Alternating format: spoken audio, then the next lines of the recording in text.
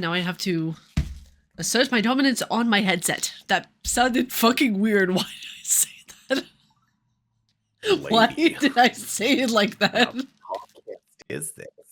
What's going on, you guys? It's your Huggable Hipster here, and welcome back to the Gamer's Respite, where I have Italian Spartacus, aka the Fun Guy, aka Mr. Subnautica, aka Caffeinated Man. I'll take it. I'll take it. I'll take it. How are you? How are you today, my friend? I am good. How are you? How caffeinated are you right now? Yes. So we decided. This has been, by the way, over a week in advance that we have decided to do this episode in particular with onesies. It is very warm right now, I must say. It is. It is a sweltering 80+ degree Southern California day. For those of you that are not in the States, it's like 42. No, it's like 38 degrees, something like that, I think. So I think it's in the 60s. It's a great day to wear onesie. Yeah, it's the 60s where I am right now in upstate New York. But I've actually already had this on for an hour, so I might de-Snorlax. I literally put it on 17 minutes ago. You approach it. You pre-sweated the podcast. I love it. Coming in here smelling like deli meat. I am literally all or nothing. All or nothing. Okay, it's all or nothing. I love it. Okay, so it's perfect because every time I gesticulate my head, I shake my horns. So I'm into it. Oh God. Oh, can you breathe again? I am so sorry. Hold on. I need to, because I can't hear anything. My eyes are even sweating at the moment. What happened to the camera? No. You put that headset on, and this is what you did. I have no idea what happened, actually. This is ridiculous. You know what, guys? Momentary tech interference. I just won't be doing that. I'll choose not to do the $30 cauliflower. It's not for me. That's ridiculous. I'm not. And there we go. You get your first workers' comp claim in the middle of a podcast. You thought you'd see it here first, folks. It didn't happen. I just slipped on myself. I'm sorry, Snorlax. I am not wearing that thing unless it's a special occasion ever again. This feels like a special occasion. This is a special occasion. I need my inhaler. Welcome to the podcast. Everybody's here. This is ridiculous, actually. The fact that I'm going to get an asthma attack from wearing a onesie, absolutely not on my watch. Not today. Not here, not now. 4 more seconds. 3 more seconds. I already breathed. 2 more seconds. Oh, shit. She cheated. The camera just decided to be a shit again.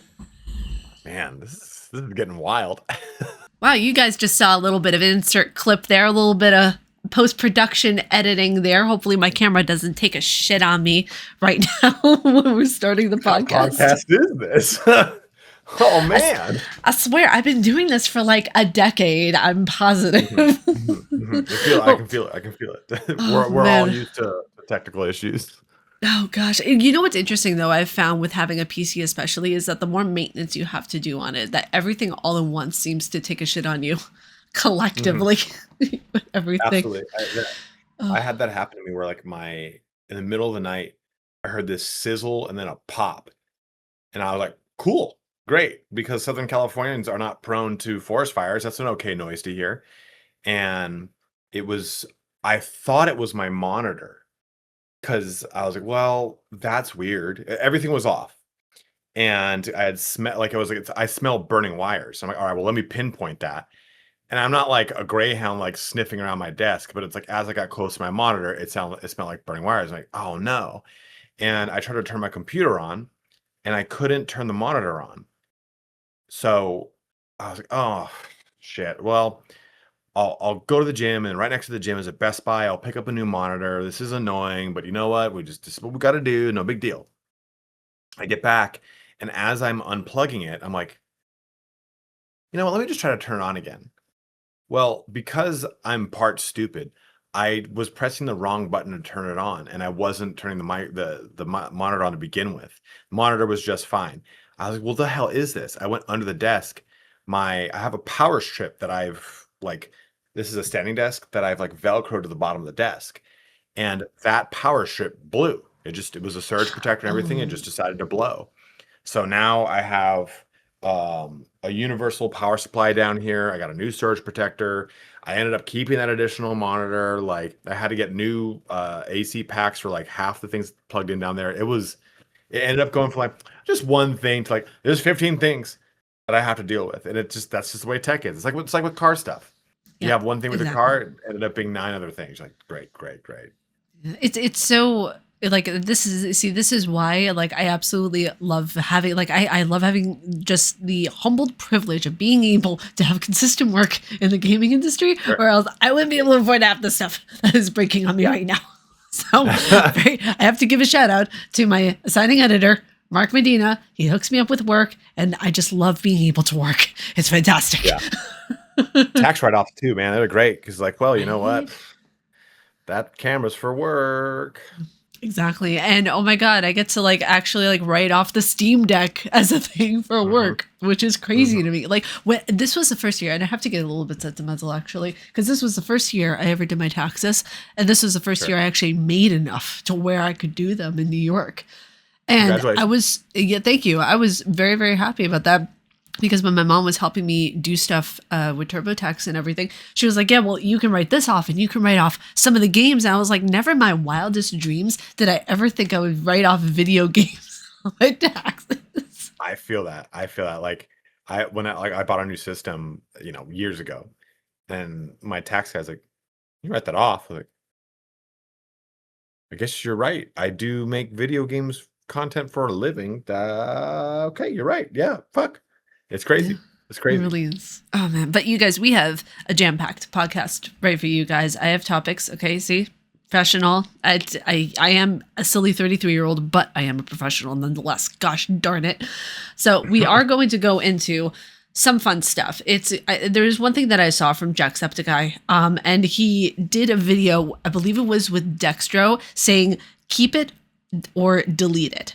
And this was something of where he was doing an interview and you either keep the game or you delete it. So I believe that was the full clip, but if I'm not mistaken, like probably someone will comment and be like, no, it was actually this. So I just want to double check my sources just to make double sure.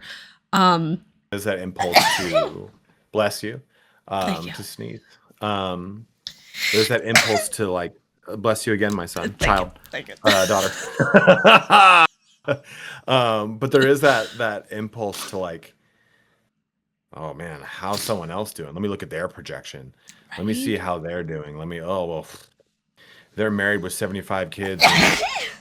Third, bless you. Like 75 kids in like their third house. Like, yeah. So I like that I'm not bombarded by every shred of news, and I'm not bombarded by everything my friends are doing. It's just so much. I can just focus on things I want to do. The lucky number 4. You know what? This is abysmal. Okay. This is abysmal right now. Try to focus on what you're saying, and then my face has to go spontaneously combust. I have lots of allergies, so I get it. Oh my God. So I didn't see the clip that he did. I want full transparency. I just saw it immediately and I was like, okay, I don't want the video to influence what my take on it would be. So I'm assuming that it would be a playing for longevity. So we're going to try to go with that. So I'm going to give you 3 options. And then you will give me 3 options, and we're going to go like out of those 3, which one you playing for the longevity, which one you just keeping in case you want to play it, and which one are you deleting? You don't want it on your list. Oh, okay. So the keep is like, oh, it's on sale on Steam. I'm going to buy it, and then I'll play it 7 years later. Yeah, exactly. Okay. Okay. So for you, the first 3 games, I swear to everything unholy. Hollow Knight, help me back there. Just help me. So help me, God. So the first one on the list is going to be Resident Evil. And then the second one is going to be Silk Song. And then the third one is going to be BioShock, because we were recently talking about BioShock. Play, keep, and delete. Keep Silk Song, because I've never played it, and I want to play it.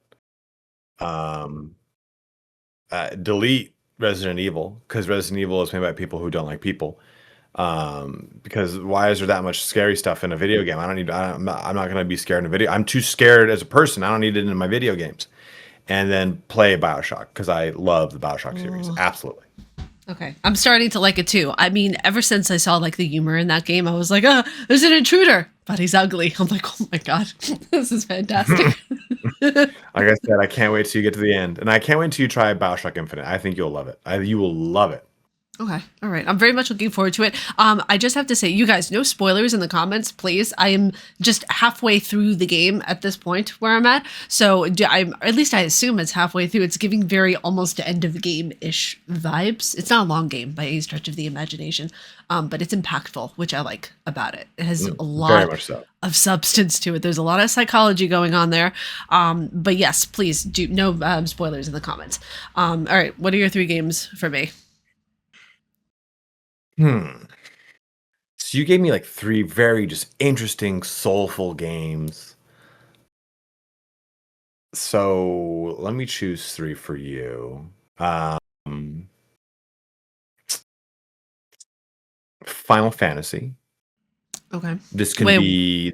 Okay, I was about to ask which Final Fantasy. I'll say just Final Fantasy. So if you like. I'll say specifically, no, just Final Fantasy, because by and large, they're RPGs, unless you want to talk about the 2 MMOs. But Final Fantasy, kind of like Resident Evil, right? Resident Evil is just a whole continuum of games. Final Fantasy, Castlevania, and I guess rather than saying games, I'm just saying franchises. Dead Cells. Dead Cell? Oh my God. I have actually never played Dead Cells before. It's so good. So I'm going to say delete Dead Cells on the basis of me never playing it. As a Soul fan, you'd love it, but go ahead. Ooh, yeah, because I have it in my library. I've just never played it before. You know what? Instead of that, no, actually, I changed my mind. Keep Dead Cells. Okay. People are gonna give me shit for this. Delete Castlevania and play Final Fantasy. It's a great podcast. I guess we'll see you later. No, I'm just kidding. I played at Castlevania one time, and besides the meat hiding in the walls, it just was not for me. It was very interesting to see where the Vania came in from Metroidvania, but it's just not something of where I could jive with it for a long term. I love the story. I love the way the characters are, but I think it's because I started with the very, very, very first one. I didn't start with one of the more like newer ones in the franchise, so I might do that in the future, but as it stands right now, not a huge fan of Castlevania. So Belmont's Curse is coming out, and it's made by the same people who made Dead Cells. And it's not going to have the cel-shaded pixel look of Dead Cells, but it's going to have the same kind of general feel and speed of Dead Cells. So you own Dead Cells. I would encourage you to play it because it is a rogue like or light. I never remember. There's too many different monikers. In the same way that Dark Souls is, and I think you would really enjoy it. It's very fast paced, though, very, very fast paced. Oh, I enjoy that. Yeah, no, if I love Bloodborne's fast pacedness, so it's along that line and along like Returnal and Sorrow, so I'm absolutely gonna love it. Yeah, I mean, if you like Hollow Knight and Silk Song, those are side scrolling Metroidvanias of some sort. Yeah, and actually, it's kind of interesting to see that because my first Metroidvania was Ori and the Blind Forest, so that was really interesting to kind of see where like Metroid, because I've never played Metroid Dread before, and I have the game for Nintendo Switch, and to see Castlevania, I'm like, okay, this is really interesting. I'd like to see like where it originated from, but the next one that we're going to do it might ruffle some feathers. I'm pretty excited to see what feathers shall be ruffled. So your first game, Last of Us. Okay. Second choice, Batman series. I'm just gonna leave it open as Batman like Arkham series. Asylum and stuff like that. Arkham Asylum, yeah. Dark Souls. Okay. Let me do this. It's me getting closer to you. Dun, dun, dun, dun, dun. Okay. Perfect. There we go. So we have the Arkham series. We've got Dark Souls. What was the first one? Last of Us. Oh, throw away Last of Us. Not into it. Too many remakes. Just go away. It just I don't know. Like, Yeah. Last of Us gameplay doesn't resonate with me. I can agree that it's a great game. I got the remake for Christmas, and I booted it up and I played it, and I was like, I don't. This is like playing a panic attack simulator. I don't know if I want to play this fucking game. Are we brown bagging or do we not cuss? Sorry. No, it's okay. Literally, I fucking cuss all the time on my channel, so it's fuck okay. it. It's like, let's just fucking go with this.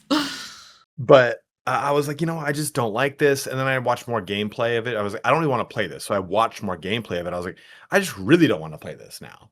And I agree, and people love the game, and I understand why they love it. It's just not for me. Yeah, that's fine. But and it's Dark Souls. You know what? Keep Batman, because I played the hell out of Arkham Asylum, and I do love those games. I think they're really cool. Every time I go down to play one, like Arkham Origin, the Gothic City, Arkham Origins, whatever the hell one it is, Arkham Knights. I don't know what it is. I don't know what it is that I just go like, oh, this game's so cool. I don't want to play it. Like, it's weird. It just doesn't grasp me and pull me into it. And I think it's because maybe I'm just not really in the mood to play the game. Definitely though, play From Software, Dark Souls games, whatever. It's one of my favorite series of games. Bloodborne's the best of them all, though, for sure. This is why we're friends, you guys. I've been manifesting always amazing friendships in my life. Especially now, we have the pinnacle of people who love who love Bloodborne. It's amazing. This is fantastic. I think a lot of people that have come into Dark Souls through Elden Ring, which is I think the most recent gateway, they would say it's Elden Ring. And I'm not. Elden Ring's not bad. I love Elden Ring, but there's something about. Like, I love, for someone who says he doesn't like scary video games, I love horror. Like, I grew up on like Stephen King and Edgar Allan Poe, and my face froze again, by the way. It's just fortunate. I'm there. I have such a pensive look on my face, and I'm just like, oh, this is fantastic. You're so zoned in. You're like, yes, Edgar Allan Poe, the racist man. Then you just get put on the spot. It's like, I don't know any games. Actually, yeah. You know what? Let me hit the classics. Okay. Let me go Zelda, Mario, and platformer style Mario. Not like racing or anything like that, or tennis or anything. Pokemon. So Zelda, Pokemon, and Mario. People are gonna fucking hate me right now. I know. I was like, let me really put the toes to the fire. I think it's pretty obvious. I mean. Is it though? So I used to play Mario when I was a kid, and I kind of got out of it because I just didn't see the purpose in it. So we're gonna delete that, and then we are going to. What was the other one besides Zelda again? Pokemon. Pokemon. Okay, we're going to play Pokemon, but keep Zelda. Yeah, 100%. I see Gengar back there looking at me. 100% we were keeping Pokemon. Yeah. Originally, it was around the $500 range, which is typical for a console of that structure, of that kind of, it's kind of like a monolith. Whenever people think of, oh, I want to be able to do handheld gaming, they think of the Asus ROG, they think of the Nintendo Switch 2, but now they also think of the Steam Deck. Well, lately, a lot of the Steam Deck has been not manufactured right now because I believe they might be doing an upgrade to it. I'm not exactly sure, but the prices on this are rising. A 1 terabyte OLED you want to take a wild guess at how much it is now? $1,500. $949. Close. Sucks that you're actually close. It's crazy though. Sucks. I think when I look at it, like, I've got a Steam Deck, okay? Same. And I bought the Steam Deck last year. Oh, same here. Actually, I think around this time last year. Okay, nice. Do you like your Steam Deck? Tell me more about it. Love it. It's one of my main consoles that I use at the moment, because not only because of the fact that I can mod stuff on it, and I really love being able to mod and to be able to do emulation on certain things. Sure. I don't, you see, I'm a bit of a scaredy cat to do it on my PC, because the only time I emulated on my PC, I almost broke it. I Okay. emulated Silent Hill 1 onto my PC, and my controller just stopped working on my PC for some reason. But it was one of the coolest experiences getting to utilize DuckStation. So I just brought that over to the Steam Deck, and I started emulating things, and I started seeing like older games on there that I can like I can literally sit down in my bed and play Baldur's Gate 3. Like, that means the world to me. To be able to do that. So I love utilizing it. I play Dark Souls on there. I play Dark Souls 3. I just chill with it. It's just a wonderful system, in my opinion. Okay. So I try to get into using it, and because I got it, honestly, the reason I got it is because I play Ultima Online, which is an old MMO from 1997. And you can it's Linux, like the actual thing is Linux, so you can, like you said, you can mod it and you can play things that are off of Steam. So someone modded it so you can play Ultima Online, and I was like, well, it'd be kind of cool just to be able to like watch a movie and like harvest and like be able to like get resources. And I got it with that in mind, and I still haven't even done that. And I have a laptop too, and I use laptop probably more than the Steam Deck.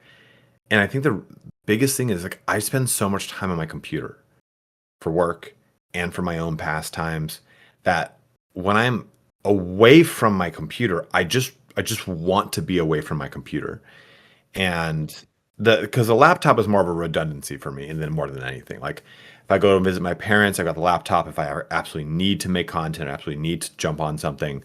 But I just find that like every time I bring the Steam Deck to me every time every time I travel, and I'll sit down and be like, maybe I'll pop onto the Steam Deck right now. Yeah, why not? Like maybe, yeah, maybe a little crazy. And I'm like, do I really want to do this right now? Do I really want to jump on the Steam Deck and play when I'm traveling? I'm not in the confines of my own apartment. I'm not even in the confines of my own city. Let me just go out of this hotel room and see literally anything. And I think there was a time when I really would have loved to have had a Steam Deck, but I'm not trying to get this so sentimental, but as I've gotten older, I'm like, I think when you're like 20, 25, you're like, YOLO. I'm just gonna do You cocaine just in said that that. Del Taco. I deliberately, right? Because when you're 20, 25, you're like, YOLO. And you're like, Deb. whatever, dude. Yeah. Yeah, like I'm gonna do something really dumb. I'm gonna snort this cayenne pepper. And Or then the you kind of, cinnamon challenge. oh, oh. And then you kind of hit 30, kind of hit 32, and you're like, yo, it might be YOLO, but that YOLO is a long damn time. And I'm gonna be here for a long time. Of course, assuming nothing like happens to me out of the blue. And you start to worry more about the mortality of your loved ones, right? Like I might be here for a long time, but my parents are on the end of their long time, like, and I'm like, okay, I can play on the Steam Deck. And it's just a simple question you've asked me that I've spun into the most No, I not so love it. simple This is what the response. podcast is for, But it's like, I mean, we spend so much time with this, and it's like usually the times that I'm abroad, away from here, I'm at a convention. So I'm like, well, I should probably go try to be at a convention and be present in that moment. And I've found that the Steam Deck doesn't hinder me from that. And I think I should maybe think of using these things more locally. Like you said, I like playing Baldur's Gate in bed. I don't think there's anything wrong with thinking about it that way. But in my head, I'm like, I couldn't possibly. My computer is yawn 2 feet over there. I shan't do it. Like, I think I compartmentalize the computer, this physical space, so much that I don't want to let stuff come away from it with me. And I want to be present in the other things. And that's a good thing So, too. It's a good way to have that differentiation between personal life and work life, because it's such a hustle bubble that we've put ourselves into with this job, mhm, of where for the first year and a half of doing YouTube, I would post every single day, twice a day for a year and a half. sure. And Sure. it got to a point of where I was burnt out. I just did not want to do it anymore. But Yeah. I pushed myself so hard to the point of where I was like, I was posting about anything, doing any kind of news, breaking like any kind of like self like doubt I tried to have in my brain of why it wasn't possible. And I've gotten to a point now where it's like, I just want to exist. I want to exist with my family. I'm a part-time caretaker for my dad, so I want to be there for him as much as humanly possible. You know, he just turned 83. My mom just turned 73. And it's getting to the end point of their forever. So I always want to be as present as possible. It helps that I'm in the same house as them. And he can just literally say, Ariel, can you come here? And I'll be like, what's going on, Dad? He's just like, nothing. I just want to see that you were still alive. You were actually still here. I'm like, you know what? I love this. Steam Deck, like, I'm here, bye. Say, what's up, bro? Okay, sounds good. Oh, God, I hate it. No, actually, to make it complete, we have to actually now do planking as well. Do you remember that trend? Oh, yeah. I thought you were going to say we have to dab. I'm like, I am going to leave the podcast. I can't do this. There's just so much. Yeah. So that's my long way of saying yes, absolutely. I do agree with you. And I've gotten back into so many different hobbies as well that also are like not extensions of this. They're completely separate from this. I've actually had questions from IRL friends and be like, oh, are you going to rip the Pokemon packs and YouTube videos? And it's like, I don't have to. I'm not going to. Yeah.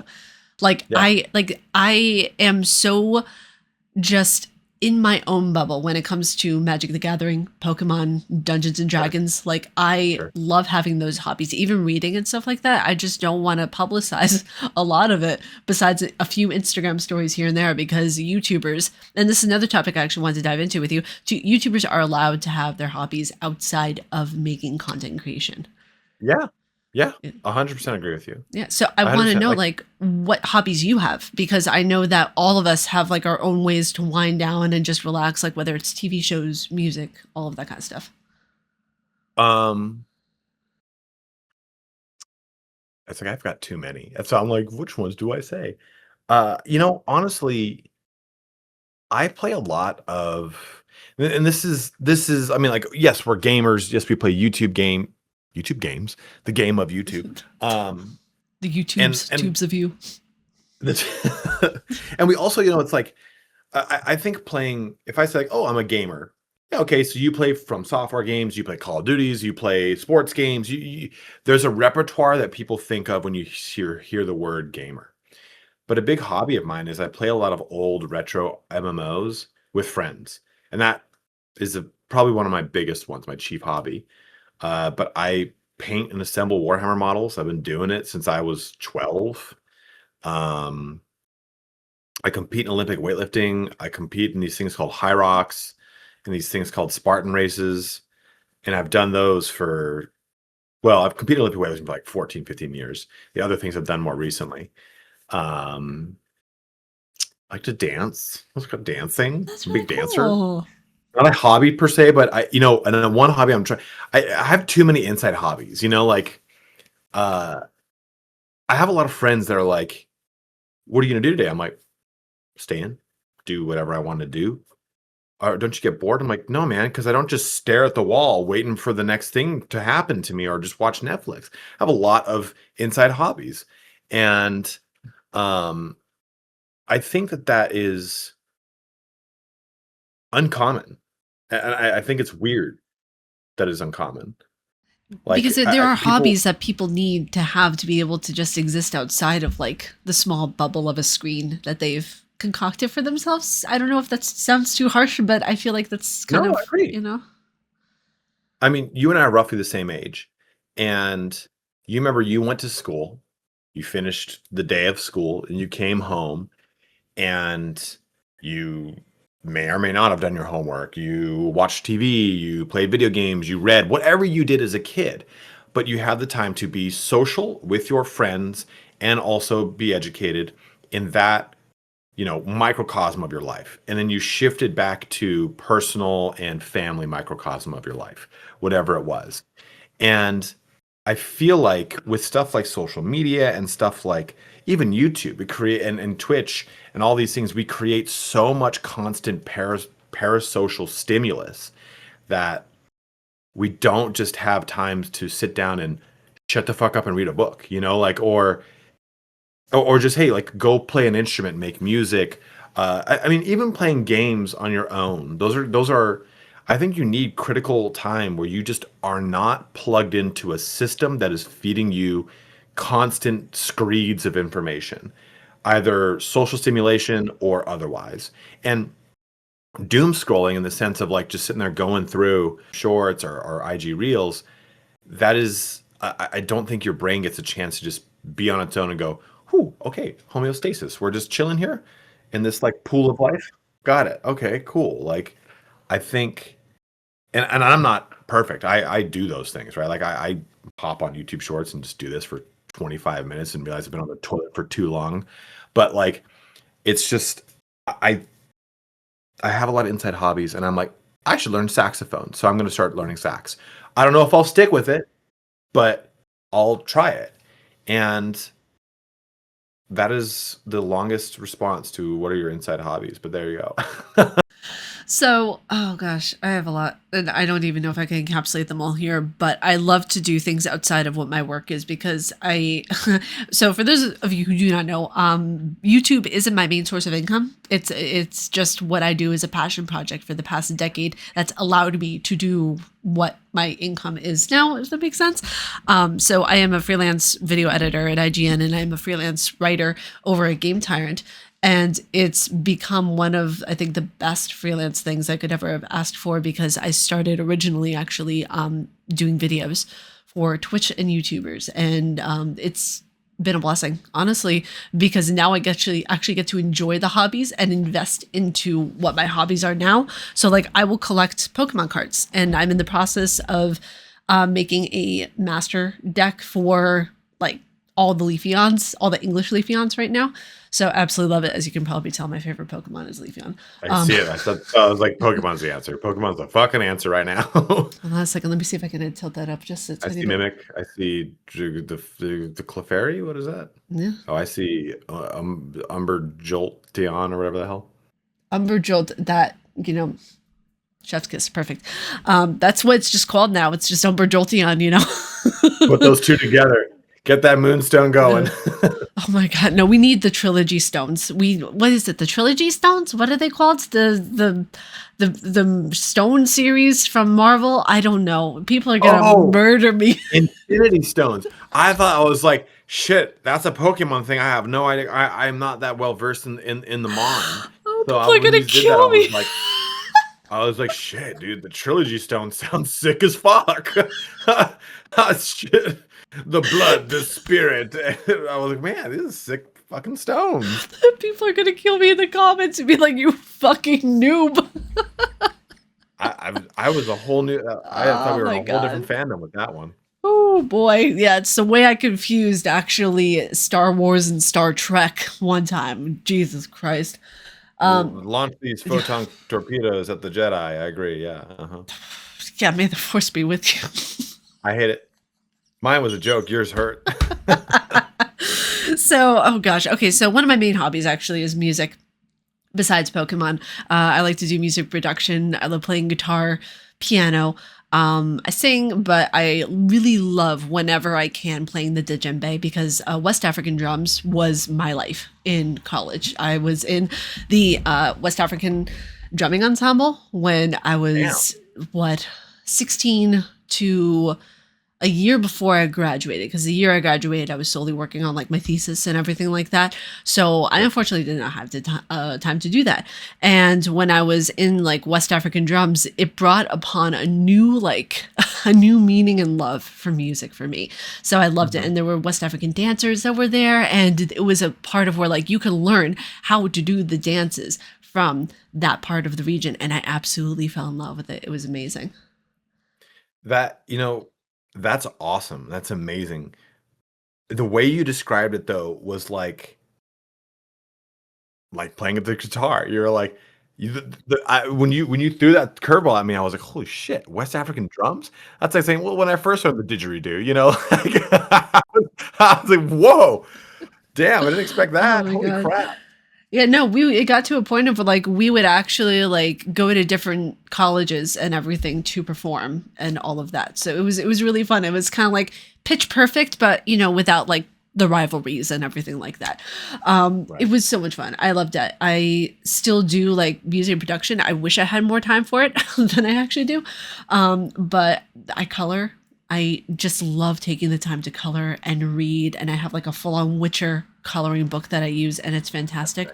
But yeah, I think hobbies are just so important and so crucial for just mental hygiene and mental stability. I feel it's one of the really cool things about being a content creator that we are privy to so many different kinds of things, so many different kinds of games and everything like that, that it's still going to be there when we come back. So I think that that's, you know, it's pretty awesome. So, but when it comes to gaming and when it comes to what we do in content creation in terms of guides, because I know on your channel you do a lot of guides, I want to kind of pick your brain because I want to like compare notes and everything. I started to do guides 5 years ago with the Soul series and Bloodborne and Elden Ring. And I would love to know, like, what is your approach for guides? Because when I see them all like shiny and edited and everything like that on YouTube, you don't normally see the sauce behind what it takes to do those videos. I don't script. I also don't edit for that matter. I pretty much press play and go. A lot of people have made comments on my channel and been like, "Are you related to Fightin' Cowboy?" And we have the same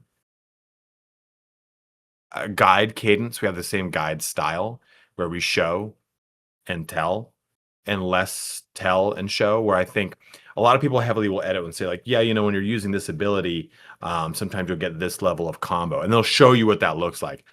I don't, and I know it is a shortcoming of like my guide style, but for me, I don't even get a chance sometimes to play the game all the way through before I start making guides. Because I've been doing it now for so long that I get to a point where I'm like, I understand now that I've hit these numbers, and I'm spending all this time trying to play into a specific mechanic or learn a specific mechanic. I'll make saves and try to break that mechanic as much as I can. Not breaking in the sense of like, how do I abuse it, but break it in the sense of like, let me put as many inputs in as different ways as I can to understand it the most that I can.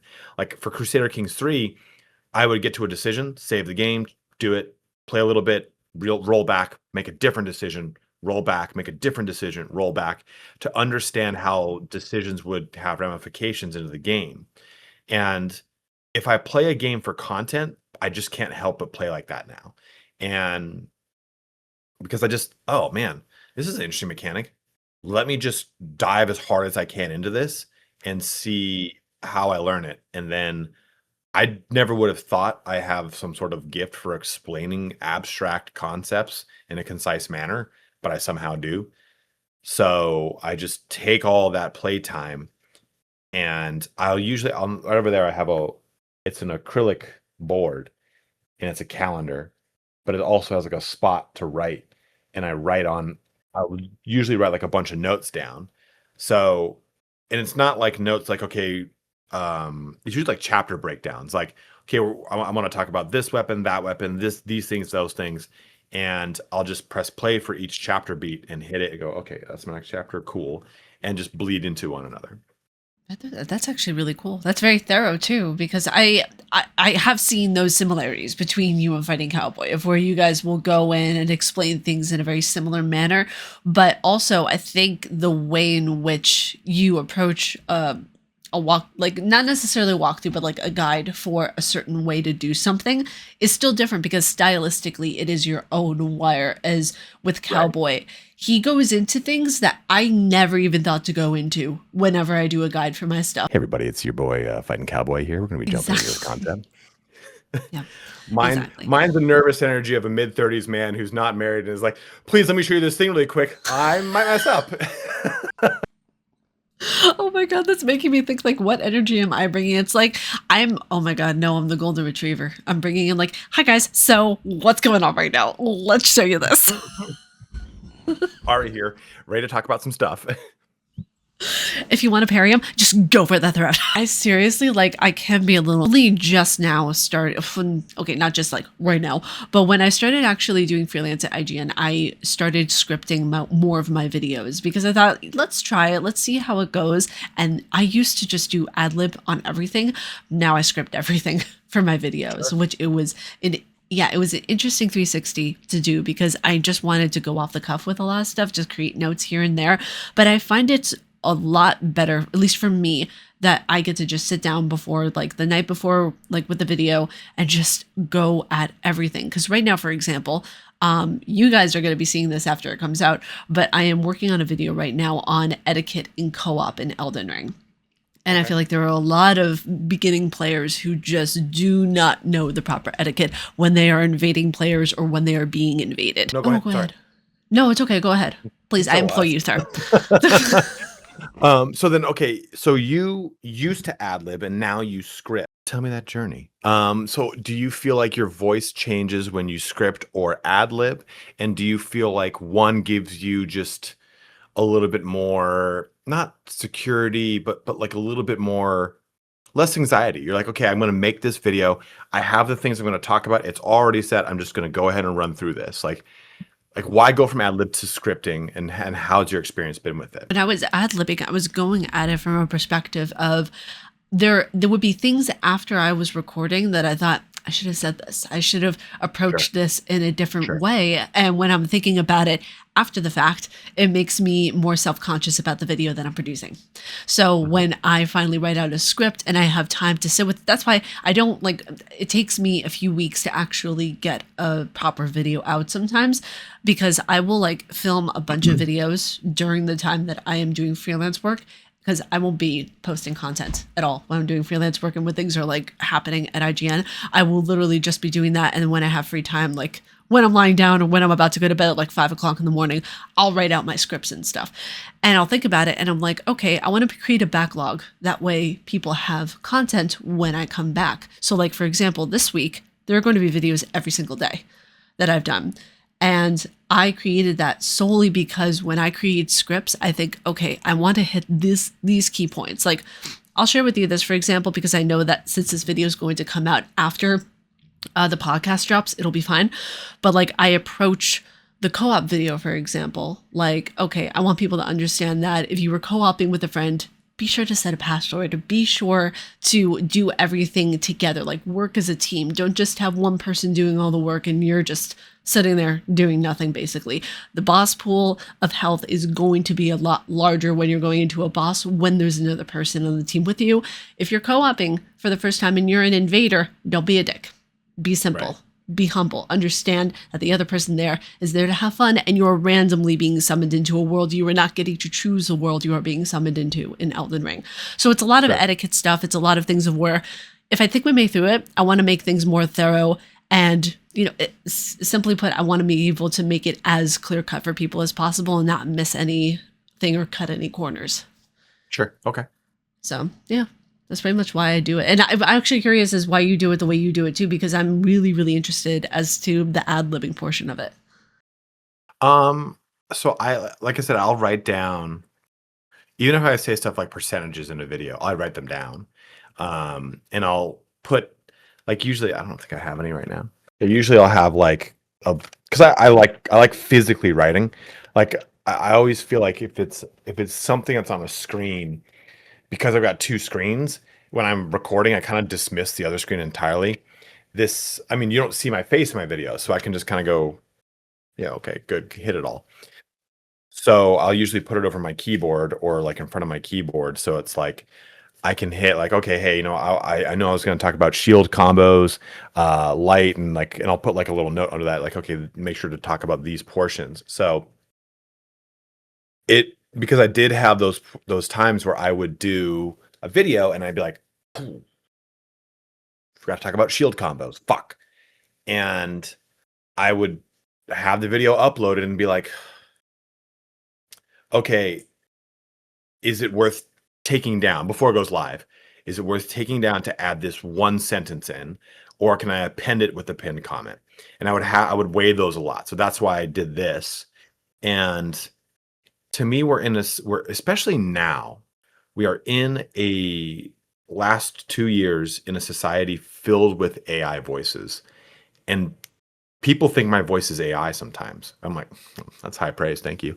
But, um, I enjoy the character that I get to imbue into a video using ad lib over script, because I know that my voice changes as a classically trained actor. I know my fucking voice changes when I read a script, which it shouldn't, versus when I ad lib. And I can have fun when I say something like, okay, so we're gonna take a look at this thing in this game, and okay, I'm gonna bring up this. So take a look at this photograph real quick. Every time I do it, makes me laugh. Like it gives me a chance to bring in a little bit of humor that's quick and a quick jabby one, rather than scripting that humor in. Because scripted humor, as someone who's done stand up and improv and all these things, feels so like It's laugh organic at to this who joke. you are. Yeah, and it feels too robotic, and it feels too robotic. So, and ad libbing was always a strong thing for me when I got started. Like, I initially was covering news from Total War Warhammer when news would drop, and I had like a very big leg up on my competition because I could just simply press start and record because I had the stream of consciousness to just do it, upload it, put it up, and I would be the first one to get that video out within like a half hour of them releasing the news. So it gave me a lot of early traction when I got my channel started. And I've always just really enjoyed, have you ever seen A Mighty Wind, Best in Show, trying to think of some, they're movies. Shit. Christopher Guest is in them. I don't think I have because I've never heard of Mighty Wind. Okay. Before would you have heard of Best in Show? No, I have not. Okay. Well, either way, the structure of those, there's a specific term for it. I can't think off the top of my head. They go into the Spinal Tap. You ever heard of Spinal Tap? No, I have not. Fuck. They're all made by the same like crew and everything. And the concept for those movies is, hey, we want the movie to be the story about this. We don't have a script. We're going to approach every scene. I'm going to tell you the skeleton of the scene. It's going to be your objective in this scene is an interviewer interviewing this obscure band called Spinal Tap who is just terrible, but they think they're so awesome. So you, the band members, be precocious. You, the interviewer, be a little dogged in your questioning of them. Action. And I grew up watching a lot of that. And it's just, it feels so much more natural to make videos like that. And I like keeping little vocal flubs in while I just fuck up in the middle of saying something. As long as it's not super egregious and it's just kind of like a cute little thing, I'll keep it in because I think it grounds what you're listening to. You can go, oh, this is a human on the other end of this. Because how many times do you boot up a video and it's like, hey everybody, it's your boy Mac and Cheese Dan here. I'm going to be going through how to get this zombie thing in Call of Duty. So what we're going to be doing is like it's a specific voice, it's a specific cadence, it's a specific speed, and it assumes you can't like follow it. Like it's so fast. It is very obnoxious, I would say, too, because it's Obnoxious just like I listen to this guy and I instantly get a migraine. Yeah. It's one of those things too where like with Adlib, I've also noticed that you seem just more at home, like in your own space whenever you're doing that too. So I absolutely love that. And whenever it comes to like the Call of Duty bros, I want to say, Sure. I always tend to kind of gravitate away from that because of just how not only like intimidating it is, but just the fact of where it's just like it's just stupid to me. I know it probably sounds offensive to people. Listen, if you play Call of Duty, that's not why I'm bashing you. I'm bashing you because you sound like you're high on meth. Like why? What? Just calm a little bit and approach it in a more logistical way. Gosh darn it. You know, I think a lot of Call of Duty, and I'm using Call of Duty because it's a low hanging fruit, but Battlefield, PUBG, Fortnite, any of that mainstream of shooter style content, I think it's a symptom of, okay, you started doing this 10 years ago. The very first video you did did you announce who you were? Hi, this is Huggable Hipster. I'm going to be doing a video on blank. The first video I ever did, let's see, was on Five Nights at Freddy's 4. Mm-hmm. I didn't even have my camera. I didn't show myself at all. I'm trying to think. I tried to sound like Markiplier though, which is the one pinpoint thing. I was like, "What's going on, everybody?" I think it's your Huggable Hipster. Yeah, I did incorporate Huggable Hipster. And I did too. I think. Well, no, I think I initially wanted to say I'm Italian Spartacus, and I think we it's just because we're social creatures, right? And we copy, we mimic, we fake it till we make it type of thing. You walk into a corporate office and you're like, hey, can we circle back on the synergy? And I think we do these things because we think that's what we're supposed to do because successful people do these things. And successful Tim the Tatman, Call of Duty, first person shooter, mega streamer does, hey, I'm Tim the Tatman or whatever, you know? And this is what we think we need to do. And I think since it's such a large game with so many players, I think it becomes this invasive gestalt of like, okay, everybody, hey, how's it going? Bob the Rain Man here. So we're gonna be going through my top loadout when I want to play with my SMG, you know, and it's just like it's like a newscaster. Newscasters all sound the same. They've got the newscaster cadence. And I think it's some sort of thing where we all subconsciously agreed, and then we're like, okay, well, I guess that's what's gonna happen. It's true. And it took me a while actually to get out of that cadence of where I was talking like someone else. And I just admitted to myself, Ariel, you're from New York. Talk like you're from New York. You know, people are going to like you when you are yourself. It was also something of where, and I will fully admit this on the tubes of you, I had massive anger issues. I had really massive anger issues that I had to really get control of. And I remember my mom talking to me about the fact of where, like, you know, you're on YouTube now, you're putting yourself willingly in front of a camera. Don't become a news piece. Don't become something that will make you never have a chance in the industry. And that's when I went to therapy. That's when I got my anger really under control. That way I didn't become the person that becomes successful only to have a scandal. And I didn't want that ever. I wanted the best version of myself to be there, because when you're responsible for an audience, as you know, you're responsible to get content out. You're responsible for what kind of content that is. And I didn't want people looking at me like, oh shit, she's just going to get pissed off about something. Well, if someone pisses me off, then, and they piss off my family and they are coming after people, then yeah, I'm going to get mad. But if it's something that's very, very small, I don't get mad at it anymore. It's not in my control, so there's nothing I can do about it.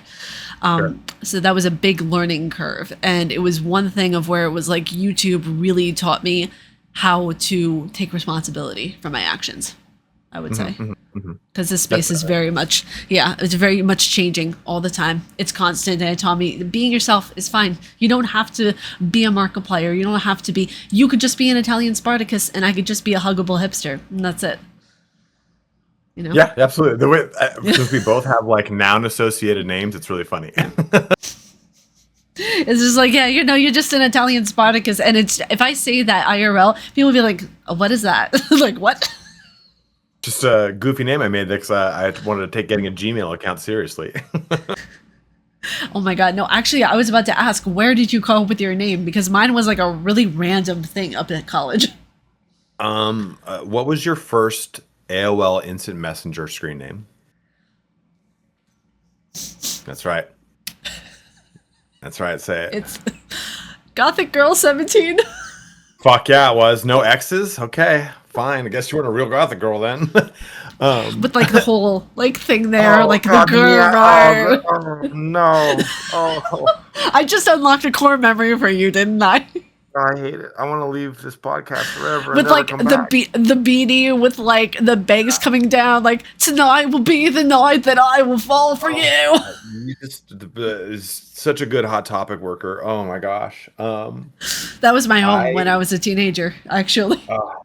You don't understand what Pierce the Veil does. Like, oh my gosh. No, still, man, it's not a phase. It literally was. I still listen to the band hymn. Like, I think anyone who listens to any of that music still listens to that music, and it's like, but it's hard because it's like Yeah, well, I was an angsty kid. I was never really an angry kid, but I was angsty. Like, stop! I just don't get it. You just don't get it. You know, stop, mom! No, don't hurt me. You know, like, like we all go through the phase. But like, I'll listen to this music now, and I'm like, I'm pretty happy. I'm not that angry. I don't know if I relate to this as much as I used to. But damn, do I still like the sound of it. Yeah, I listen to Pantera now, and I'm just like, God, were you okay back then, me? What the fuck? Well, okay. I guess we are gonna walk. Okay, yeah, all right. Cool. But my first screen name was Ezekiel 567. Has nothing to do with the Bible. Has nothing to do with the skateboarding company. Has everything to do with the Warhammer character. And I got into that edgy stage of having like these names that were like I had like Demonic Penguin was one of them. Just all these names that were like I'm so cool. And I got an email and an invite to Gmail back when Gmail was an exclusive thing. The only way to get onto it was through email. It was through invite invite. And my brother, who is now a full stack developer, was like, you should take that seriously. You shouldn't have like a stupid screen name for it. You should have like a nice sounding semi-professional. I was like, okay, you're right. Italian Spartacus it is. And that's just been my online handle for years. It's either that or like one or other one. And it's like now I have an actual like business Gmail account. And it's just stuck with me. I've had it for ages. And it's just because I always thought I'm like, well, okay, what about Spartacus? Well, Spartacus was Greek/Thracian. Well, okay, what about Italian Spartacus? Because and I used to get that comment all the time. They're like, Spartacus was an Italian. And I'm like, yeah, I know. That's why he's the Italian Spartacus. That's why I'm the Italian Spartacus because I'm Italian American. Yeah. But yeah, that's where that came about. That's how that happened to me. Really cool. That's really, really a cool way to build a username like that. I mean, it's kind of like a big old F you to bro and be like, you know what? I'm making this. I don't care what you say. I'm just making this my username. Nothing you can do about it. It's worse because I thought that this would be a semi-professional sounding name. That's why I was like, oh, he's right. I should take him seriously. And that was the result. And in retrospect, I'm like, you buffoon, you fool. It's like wearing pants to a wedding and thinking that's no, you need to wear pants. I'm sorry. I need to correct myself. Regardless. Wearing like jeans or corduroy and like popping through, being like, oh, is this not a biz cat? It's not a biz cash wedding. I don't want people to think that you should not wear pants to a wedding. You should. I mean, jeans or you need to calm the fuck down. Denim at a wedding? I couldn't possibly. No, I'm pajamas too. That's like wearing pajamas to a wedding. There we go. You can still wear pants, you guys. Please. I'm so... But not pajama pants. But so I'm trying to remember, how did I get my name? So I'm a very huggable person. So whenever people come up to me, they just get hugs, honestly. And I'm a bit of a hipster. Like I will have things that are just obscure or pieces of knowledge that my friends were like, why do you know this? Why do you have this in your thought box? I'm just like, I don't know. I just like knowing obscure things.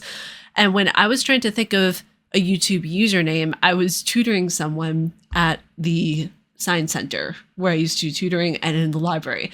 And it would go between like 2 different shifts. And I was still trying to think of a name. And someone yelled over to me when they were calling me over because there was one shift that I would tutor for biology and another that I would tutor for psychology. And one person was like, hugs. I'm like what? Why'd you call me? And they were just like, hugs.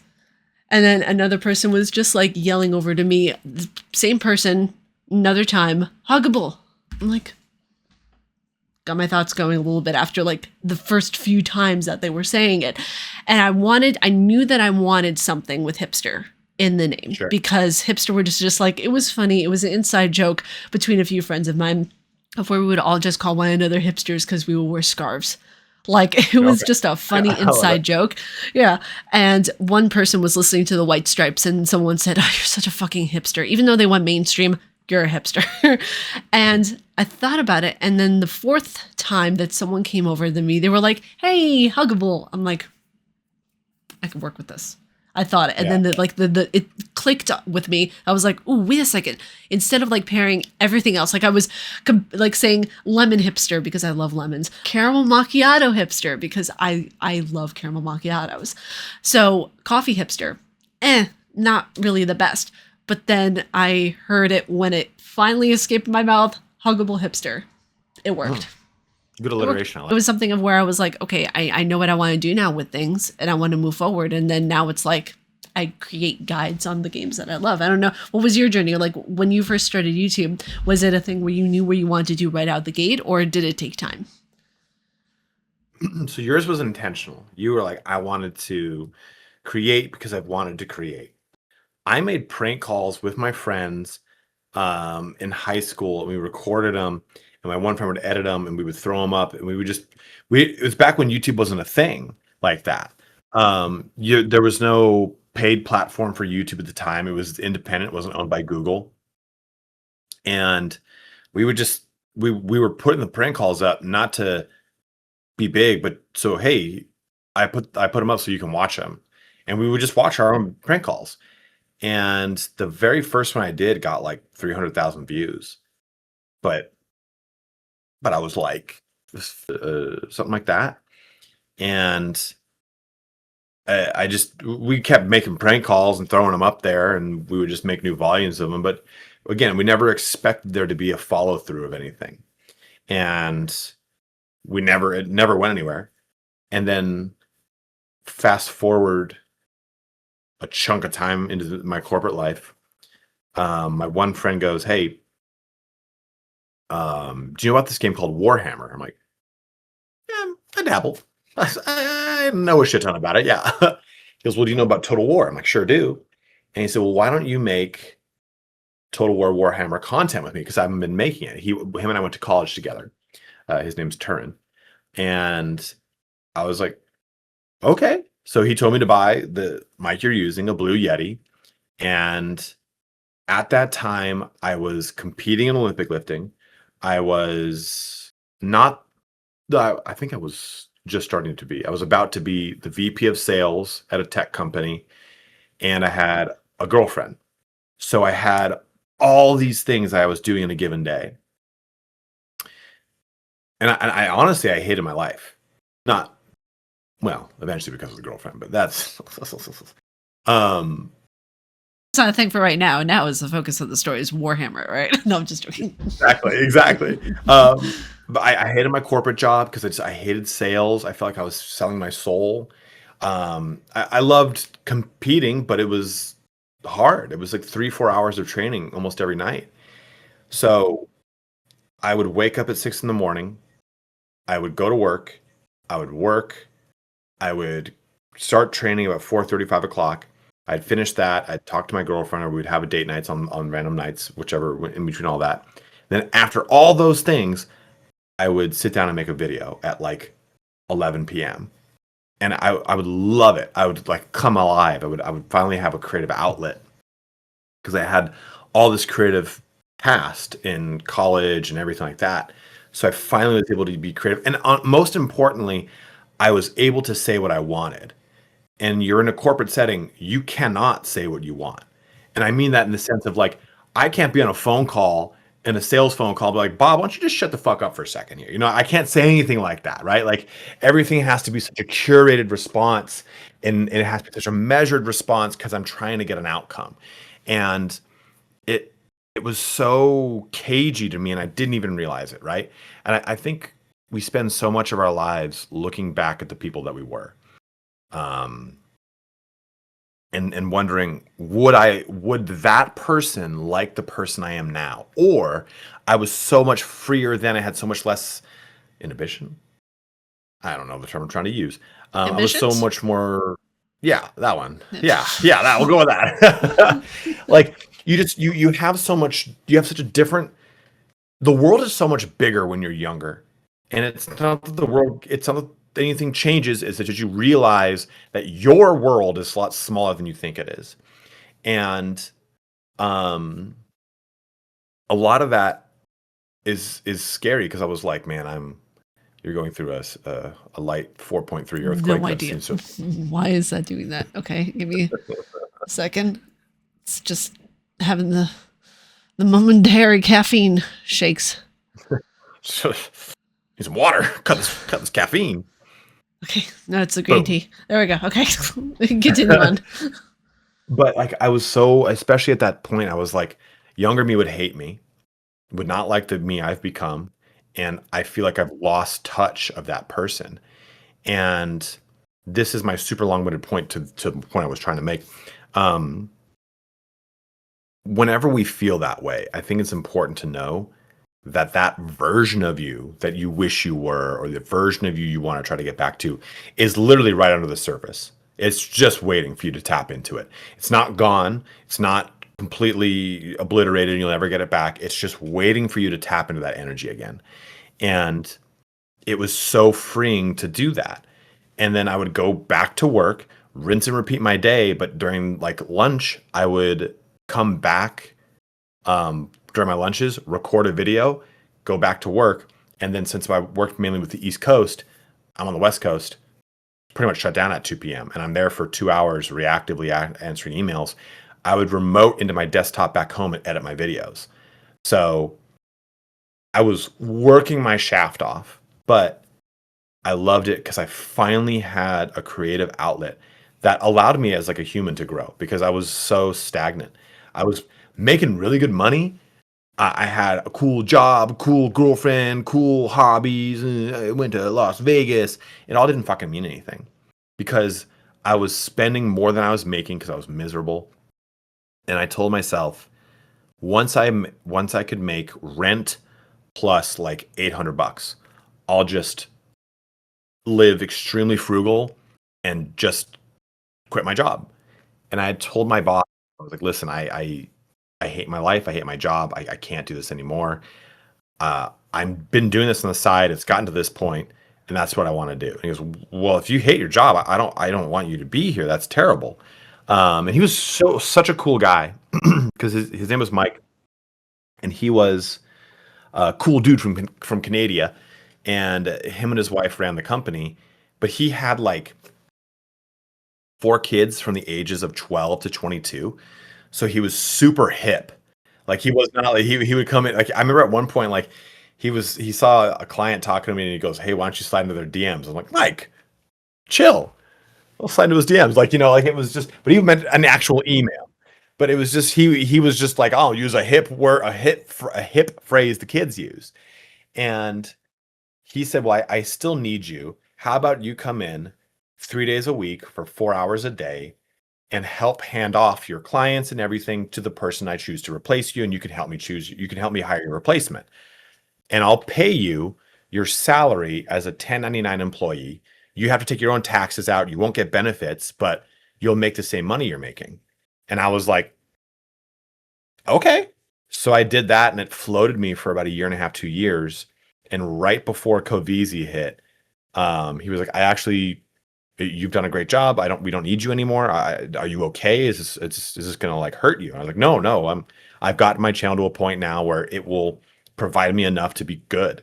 And then I doubled over the span of COVID and I just been going from there. But that was the arc of my channel.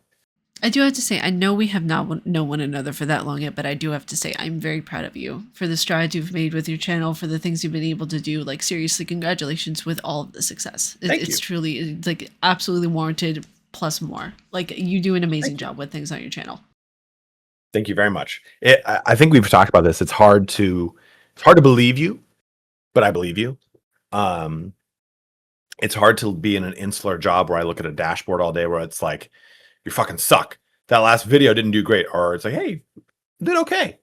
And it's funny is like I left sales because I hate sales, but I still very much am in sales because sales is, what have you done for me lately? Hey, I had a blowout month last month, or I had the best year-to-date numbers of anyone in the company ever. That's great. But now we're in the next year. Now we're in the next month. Now I'm on the next video. So when you upload a video, you see your analytics. that video might be soaring. That video might be going 100,000, 200,000. Oh man, it's 1 million. But then you upload the next video. 100 views, 110 views, 111 views. You're like, I'm terrible at this. Yeah, but you don't realize your other video that you just did great is just going like that, just skyrocketing up. And that's the reality of YouTube, is like you just never, after you make the next video, you don't ever think of the previous one again. No, and that's the thing. Like, it's a bit of a weird circumstance, actually, I'm currently in, because I know we talked about it before I got onto the podcast with you, but it was so funny to me because, as a lot of you know who are watching this right now on the main channel, on my second channel, you guys might not know this, but on the main channel, Huggable Hipster, where I post a lot, majority reviews and Souls-like content, after a long hiatus of doing freelance work priorly, that's not a word. I do the exact same thing with my videos, and I keep it in exactly like you just did. I love that. Priority, my priority. Priority? My primary. What the fuck?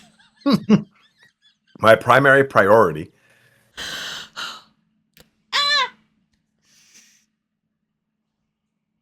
My priority. Why can't I talk? Why can't I talk? Help, Spartacus. Why? What is happening to me? So, Meg, you still want to hang out? No, okay. Oh God. So, Lewis, where's the fat man? Okay. I'm trying to think. See, now I can't word anymore. The priority. Thank you. That I normally find myself in is that whenever I have a topic for a video and I'm like, I know I want to do this. I know I want to film it. I know I want to create a script on this. And I first see the numbers and they just go up a tiny bit. I'm just like, fuck, I suck at this. But then overnight, I'm at 320 views on that video right now. And we're almost to 5,000 subscribers.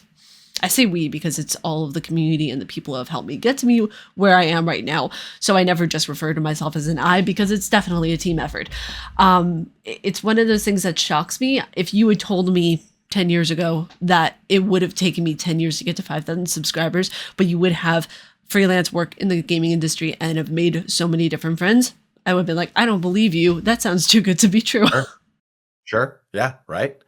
But that's it, right? You kind of fake it till you make it, or when it happens, you're like I think I was talking to you about like hitting 100K, and I have a cool silver plaque over there that says I hit 100K, and I gotta hit 100K, and I hit 100K, and you're like, you just kind of don't feel it because there's just there's just always the next thing to push you forward. And if I had told myself like, yeah, you know that the thing you're uploading your prank calls onto, you're gonna eventually have a 100+ K channel. Like, you make a poop shit. It's not a thing. I'm not gonna do that. Oh man, it's so cool though, because you're seeing all the work and all of just the hard work that you've done come to fruition, which I think is really, really awesome. There's still one video that I get a lot of comments on. It's still fairly recent. I believe I did a a parry only guide for Orphan of Cause, and that has over 1,500 views on it, and people are still going to it to reference it, and it makes me feel so happy inside, because my whole entire goal with it was to show people that you can easily take care of this boss. You don't need to fight it the normal way. You can, but parrying is so much easier. Like, I showed people step by step how to do it, and so many people are like, oh my god, I'm gonna try this, and people are like, oh wow, I tried this and it worked and it's fantastic. I'm like, that makes me feel so good inside. You guys have no idea. Like, it's just absolutely fucking phenomenal. I mean, but okay, so on that note though, let's say you get 500 comments tomorrow on the video you just uploaded, and they're all beautiful praise. 4 of them call you the worst things or tell you that you're dumb or you're not good at this game. Do you disregard those 500 comments and only fixate on the 4? No, I used to fixate on the other 4 like that, but I would always now if I get negative comments, I tell my mods, hey, we got these comments, just keep an eye on these people to make sure they're not repeat offenders, because I'll get people from back in the day, 2 years ago, 2 years ago is now back in the day, when I'll get comments from like the whole harassment campaign that I had from me and other journalists like 2 years ago, I'll still get repeat offenders from that, but nothing major. So if it's people like that, I just tell my mods and we deal with it. I don't, and I say this, but sometimes it gets very hard to take my own advice of where I will see them and I wonder if the person was having a bad day or if I wonder if I actually suck. But sometimes I look at them now and I'm just like, oh, okay, well, nothing I can do about what they say. So I just move on. Good for you. But yeah, but there are other comments that are so much more important to me now to focus on and hone in on. It's different if I get comments that are just harassing me on Blue Sky and all that kind of thing, because I've moved away from Twitter and all that kind of thing. If I focus on the good comments continuously, then I don't have a reason to focus on the negativity, even when I get it, and it's very difficult for me not to focus on it. Sure. No, I understand. 100% understand, because it's very easy for your brain just to go like latch onto it.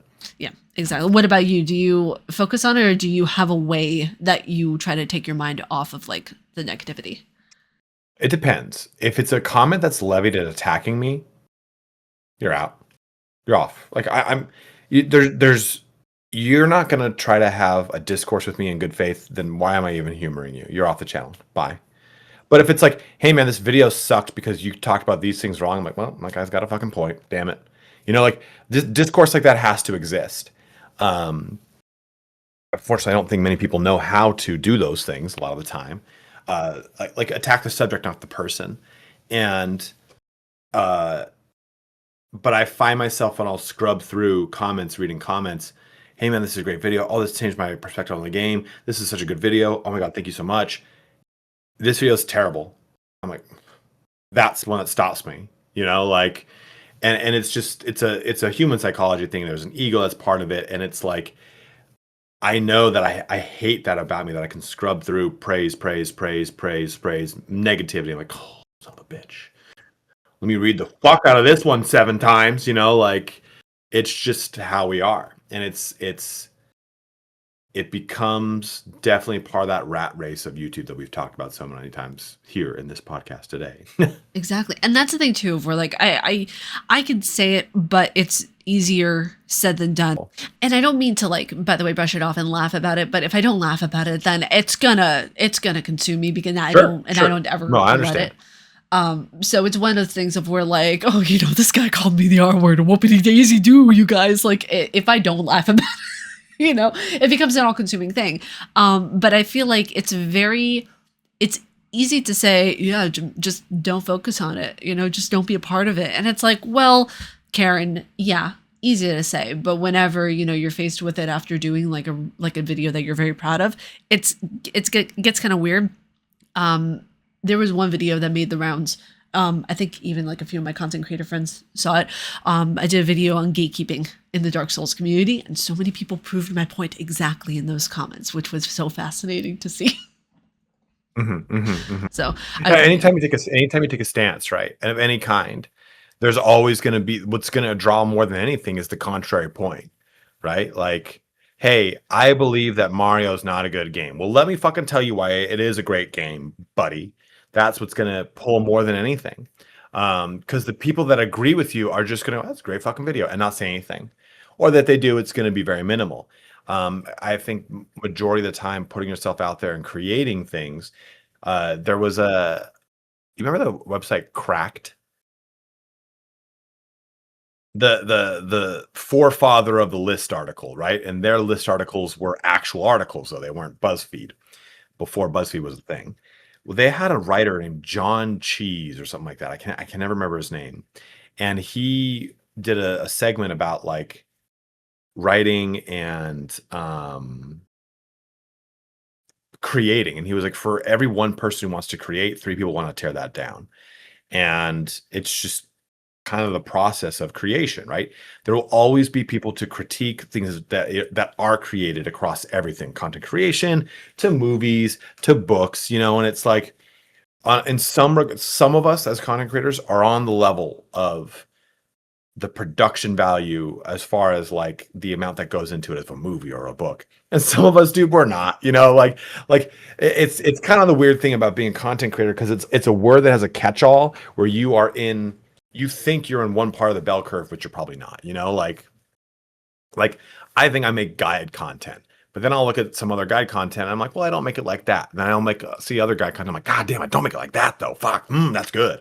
Like, so it's such a weird thing to think that your creation exists above so many other things. But people oftentimes don't have the courage to create, not because they're afraid, and they might be, but more because they don't have the opportunity. And how awesome is it that we get this opportunity to create? And it's honestly a hashtag blessing. It's such a That was the most it's LA such a thing I great think you've thing. ever said. Hashtag. It's like hashtag blessing and But be like, I am like so legit right now, like for realsies. oh god, I'll throw up. But it is. It's such a cool thing to be like. I'll go home and like hang out with my family and my brothers and my parents. Like don't want to work on Sunday. I'm like, yeah, me neither. But I don't. If I really don't want to, I don't need to. And it's because it's your own. I mean, it's also the double-edged sword of YouTube. Like, yeah, okay, you don't need to work, but You kind of do. we're not going to pay you. It's highly recommended that you do, that you Yeah, make content. You don't need to show up, but we recommend it. Oh gosh, that's the love-hate relationship I have about creating content, because anytime that I skip a day, or like yesterday, for example, like I skipped yesterday entirely and I hung out with my mom and I went and I looked at PC parts and I just had a blast and it was fantastic, and I looked at Pokemon cards. Sometimes you need it. Sometimes you need it. Sometimes you look at, and then my computer is just like, what are you doing? Why are you away from me right now? I'm like, because how dare you? Artorias. Come back to me. Yeah, exactly. Like Artorias is like, I'm over here. Help me. It's like, okay, fine. You're getting new parts. Just hold on a second. I'm doing this all for you. And this is for you. I'm slaving over a hot PC for you. Oh man, but it's so cool to be able to do the stuff that we do. Like it was really interesting. Like I know that you said that you were starting off and you immediately started off with the content that you were still doing, but was there ever a shift or a different mindset change of where you went from doing Warhammer to then going and creating guide content? I know I'm such a fake fan. I don't know this, but I'm curious. No, you're fine. You're fine. I created Warhammer content for like 4 years, 5 years. And I knew I've been waiting for Mountain Blade 2 Bannerlord to come out. I knew that was going to be a big pivot for me because I knew it was a popular game. And I knew I wanted to cover it because I played Mountain Blade Warband a lot when I was a kid. Well, younger. And when that came out, I was like, I'm just going to fucking go hard in the paint. The next time I learn about a mechanic, I'm going to do a video on it. Next time I learn about a mechanic, I'm going to do a video on it. And it was COVID, so I had all the time in the world. And I just went so hard and my channel blew up. It was like a 360% growth. It was massive. And that showed me, I was like, because I had kind of tried to take forays into other games that were Warhammer related and it just didn't really go very well. And I was like, I think I can do this. I think I can present more than just Total War Warhammer content. And then Crusader Kings 3 came out. And I taught like the whole first generation of people playing Crusader Kings 3 how to play. And it's so fun to me that if you go to the Reddit and type in Titan Spartacus, like the Crusader Kings 3 Reddit, it's just people recommending my guides. And I fucking love that. And I'm like, fuck, I should probably redo these and make them better now. But I did that again for another game after it, and another game after it, and I just showed myself that I can actually keep pace with these games, release guide content, and be successful. I was really worried I would not be successful because my little forays here and there weren't. And I had learned that in order to be successful in it, I had to cannibalize. That's right, get that yawn out. Yeah, I know, right? I'm so sorry. I apologize for that. That was so rude to me. Sometimes it's these dulcet tones that puts people to sleep. But I had realized that all I needed to... And sneeze it too while we're at it. I had realized that... This is the podcast of allergies and just chaos, everyone. It's just... It's mayhem. But I had realized that, like, I can be successful in these things. And all... Like, how did you make your YouTube channel be so big? I don't know. Persistence and time. That is truly, I have learned more than anything. You can have a raw talent for something, and that can open a door, but building a skill takes persistence and time. Anything that matters is achieved through those two things. You want to be the best at any one thing, it doesn't happen overnight. But we're so ingrained with, well, you graduate college and then 2 years later you own a startup and you make $7 million. That's what I did. Like we're so ingrained with this mindset when it's actually like, yeah, you're just going to struggle and wander around aimlessly for the first 10 years after you graduate college. Then the next 10 years, you're going to start to feel a little bit of like a return on all that wandering aimlessly, but you're still going to do it pretty aimlessly. And then the next 10 years after that, more comes back, but it's still kind of fucking no one knows what's going on. Like we have such a bad expectation in our culture to be like, yeah, you gotta, if you're not making a $17 million tomorrow, you're not in like you're not driving 5 BMWs stacked on top of each other with a harem of people attracted to you, then you're just not successful. And when in reality, it's like the people that project those things usually had like a once in a lifetime idea, once in a lifetime moment, right place, right time, just like a not strike while the iron's hot, a flash in a pan moment. And for the rest of us, we just have to fucking really work. And eventually dams break and you get to a point and you build through momentum and there's compounding success, all those things I'm dying are things. But I have failed and I've watched my channel like go like this far more than I've watched it go like this. And I think that's probably the most important thing about it is that and I hate that. It's so cliche, right? Like, you're going to fail far more than you succeed, but you truly fucking do. And it's like, I think to take a very simple axiom or allegory or comparison point, we'll look at dating, right? And people are like, oh, I'm dating and I'm not finding who I want. I'm not finding my partner, my forever partner, whatever it is. Well, it only needs to work once. That's it. Well, you hope only once, right? Like divorce rates aside. But like that's it, right? Like, hey, I don't know what I want to do with my life. Like, hey, my videos aren't hitting. Well, they only need to hit once. Everything only needs to hit once for you to open a door to what you want. Like, and that's all it takes. But it just takes time. It just takes persistence. That's it. Exactly. And that's the thing too of where something I learned whenever right before I switched actually my content structure, that was when I felt the lowest about my content because I just it didn't feel genuine. It didn't feel like something I wanted to spend the rest of my life doing. Like it got to a point of where like when people talk about failing, when you really have to like find those points of where like I don't know if I should necessarily be doing this forever, have those failing points in order to reach that success. It wasn't until like, my God, I forget now even when I rebranded, but I think it was 5 years ago now at this point, of where people were telling me, Ariel, you should really get into the Souls games. And I have to preface this by saying I was a hater. I absolutely was at first with Elden Ring because to me it looked like just a more magicified version of The Witcher. Like I didn't like it at first when I saw the trailer. I didn't. There is a whole legacy of From Software games that you were just throwing into the trash can. How dare you, ma'am? Holy fucking shit. I didn't like it at first. And then James Field would be shitting in its grave right now if it heard this. And Armor Core is just like, but what about me? What, do I mean nothing to you? And I got Tower's like, I fucking hate her. This bitch. It was so funny to me because like one of my friends was telling me in the comments, Ariel, please, for the love of God, try Dark Souls and then work your way up to Elden Ring when it releases, please. And I was such a hater, man. Like it got to a point of where I was just like, I was just shitting on it because I was just like, I'm unhappy with my life. And this is why people, I fully understand why people shit on things when they aren't happy with themselves. It's because they aren't happy with themselves and they're not succeeding in life. Sure. I was in that place too. And I got out of it, and it's such a weird mindset to be in because you don't actively realize that you were doing it when you were doing it.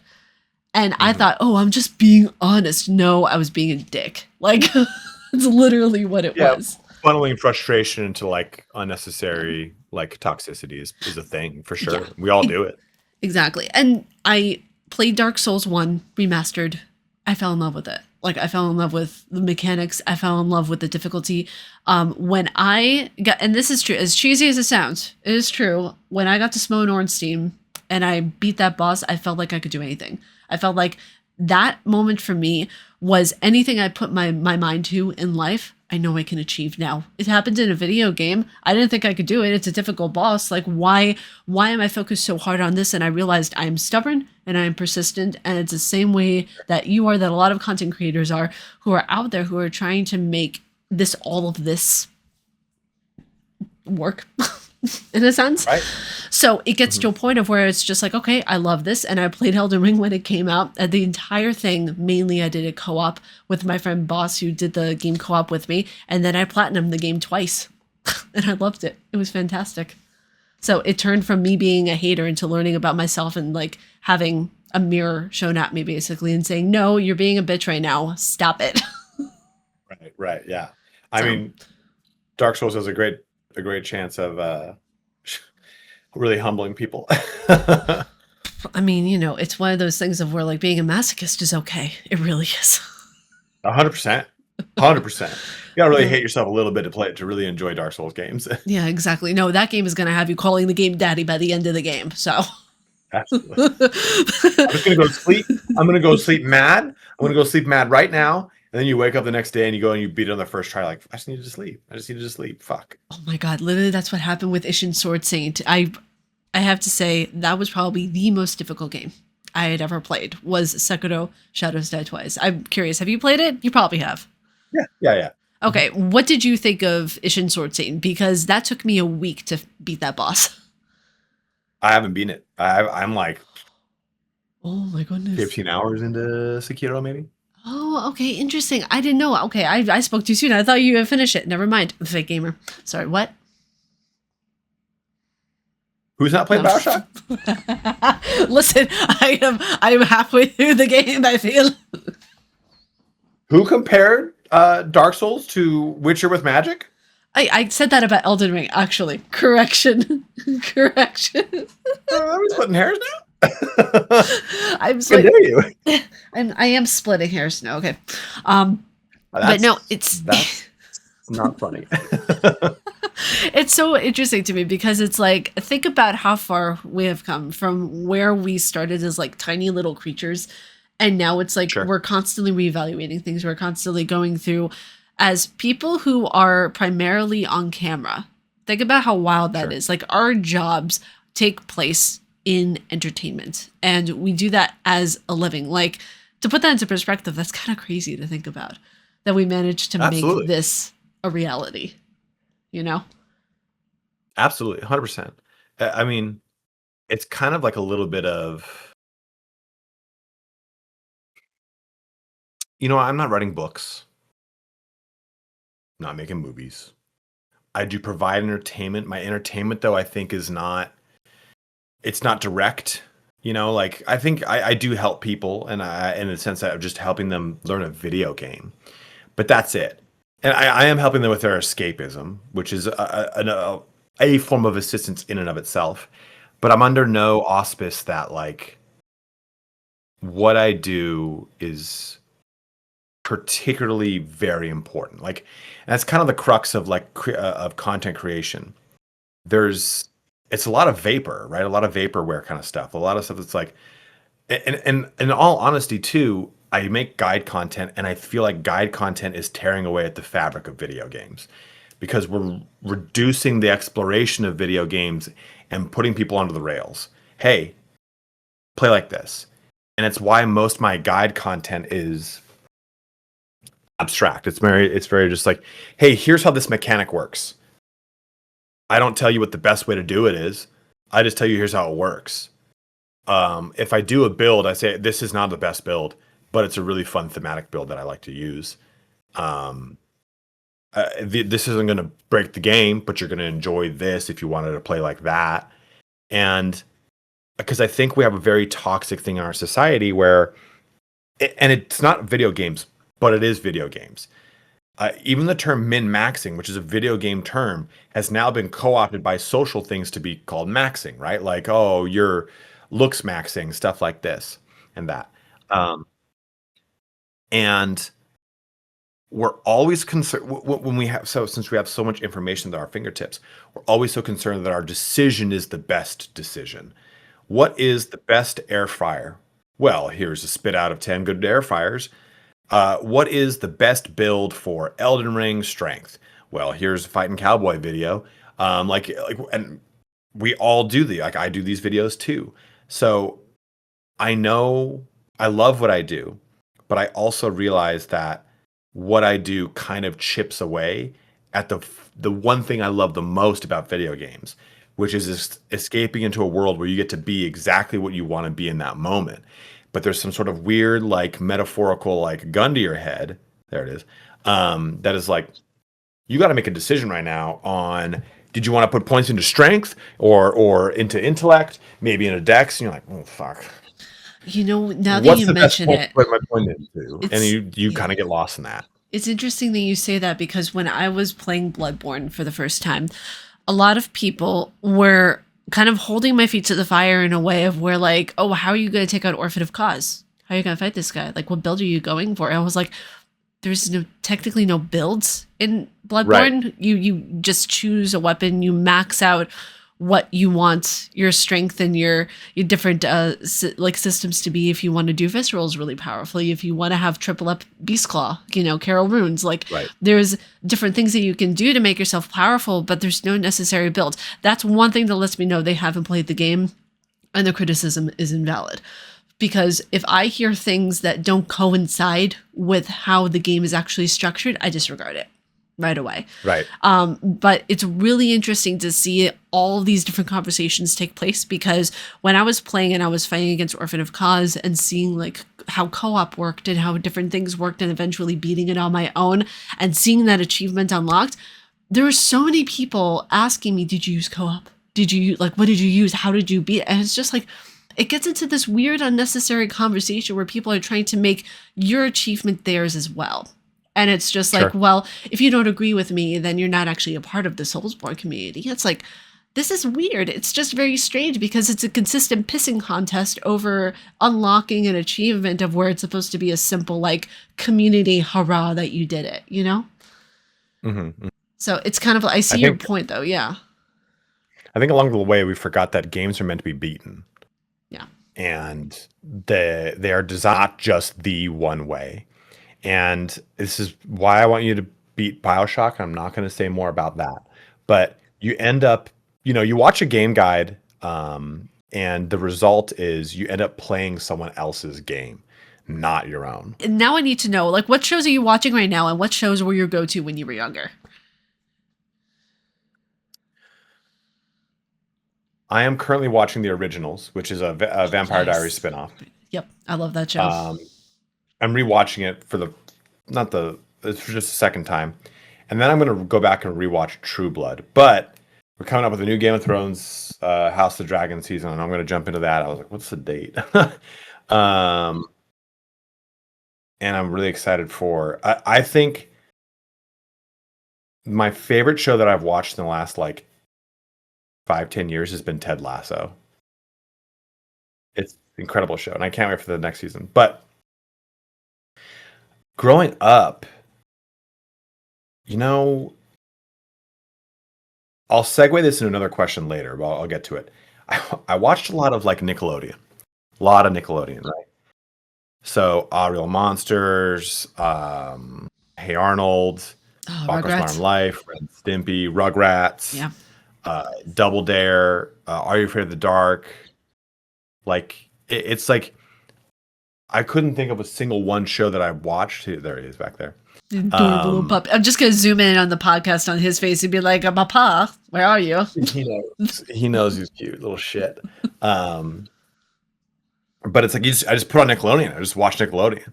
Or I would watch Kids in the Hall on Comedy Central, which was a improv sketch comedy, right? I remember that. Or Mystery Science Theater 3000. I used to watch that a lot too. Yeah.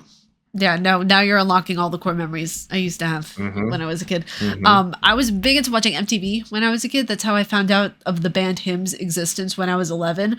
Was on MTV, and they were spotlighting different bands from different countries, and Finland came up, and I was like, oh my god, When Love and Death Embrace. This is fantastic. I love it. It started my emo osmosis. Sure.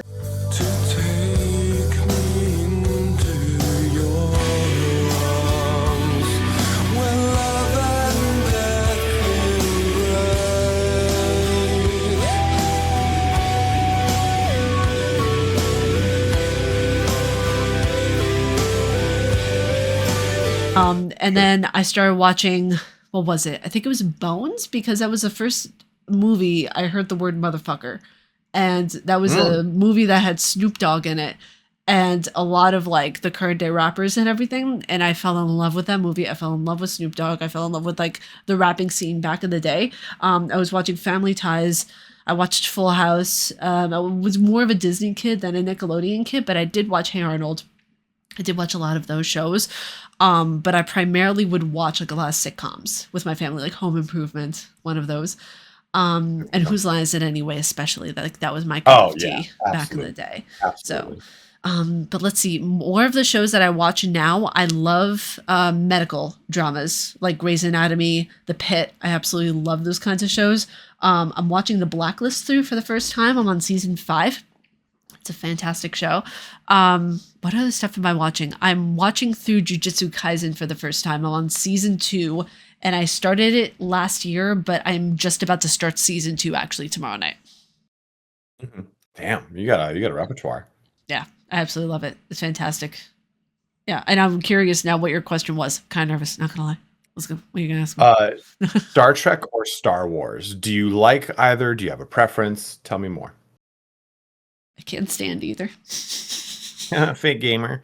So I love. Okay, so I will say Darth Maul was my shit back in the day. I used to love Darth Maul, but for some reason I just got so out of love with Star Trek and Star Wars. My dad loves Star Trek. Like he was absolutely like just in love with that show when I was growing up.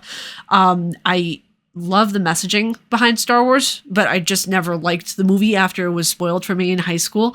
And we were watching it all the way through for the first time, and someone was like, oh my god, they date right in their brother and sister. I'm like, are you joking? That's so weird. And I just didn't like it after I saw it, because I was like, that gets stuck in my mind, and I'm like, ew, fucking hell, that's weird. Mm-hmm. But so have you finished or have you watched Star Wars? I have. I've watched it fully all the way through, and I love the messaging. Okay. I love the they don't date, just so you know. No, I understand that, but like they made it seem as if they do, and I'm watching the movie, I'm like, this has way more substance to it than you were originally led on to.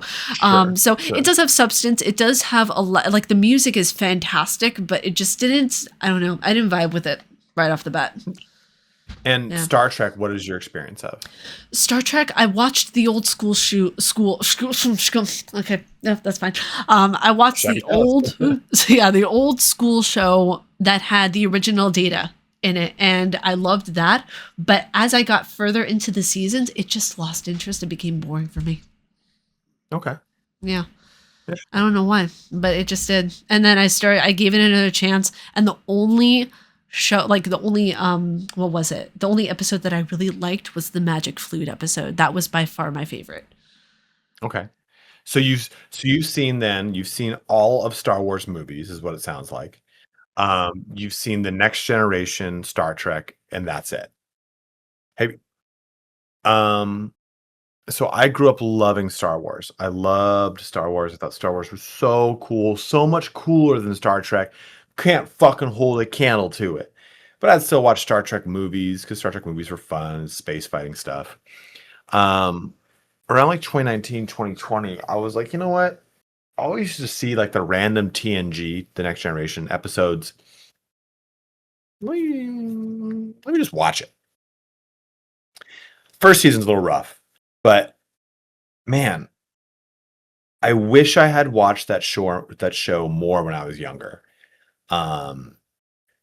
Because Star Trek is not about like Star Wars is about fighting. the ultimate objective in every single movie is always conflict and fighting. It's always going to be that, no matter what the ultimate goal is.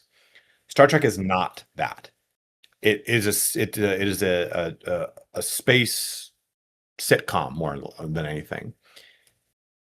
And I wish I had watched it because I think that the messaging would have been just so much more receptive to me as a kid. Like, I was kind of like, I was very timid.